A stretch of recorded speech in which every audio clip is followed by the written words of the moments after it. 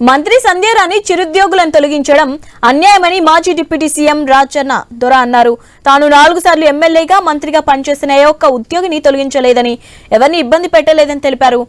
సాలూరు మండలం కరసవలస కేజీవీపీ పాఠశాల ఎస్ఓ ప్రసన్న కుమార్ని తొలగించడం సరికాదని చెప్పారు. మంత్రి సంధ్యారాణి ఆదేశాలతో జిల్లా అధికారులు ఉద్యోగులను తీసేయటం చాలా బాధాకరమని సాలూరులో వ్యాఖ్యానించారు. మంత్రి సంధ్యారాణికి ఉద్యోగాలు తొలగించే మంత్రిత్వ శాఖను కేటాయించాలని ఎద్దేవా చేశారు. కేజీపీ స్పెషల్ అధికారి ఏం చేశారో లేదు, తప్పు ఏమి చేశారని అడుగుతాను నేను.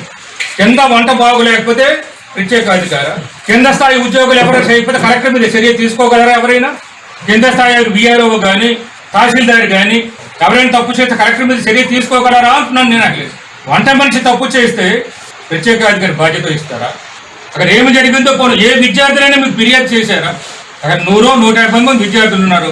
మా ప్రత్యేక అధికారి గారు మాకు ఇబ్బంది పెడుతున్నారు, మా ప్రత్యేక అధికారి మాకు సరైన భోజనం పెట్టడం లేదు, మా ప్రత్యేక అధికారి మాకు సరైన గుడ్లు పెట్టడం లేదు అని ఏ విద్యార్థి అయినా మీకు చెప్పారా? వెళ్ళిన ప్రతి అధికారికి కూడా మా ప్రత్యేక అధికారిని ఏడు అనకండి, ఆమె మంచి వాళ్ళు, మాకెంతో బాగా చూసుకుంటున్నారని చెప్పారు తప్ప నాకు తెలిసి ఏ అధికారి కూడా ఒక్కరు కూడా చెప్పలేదు.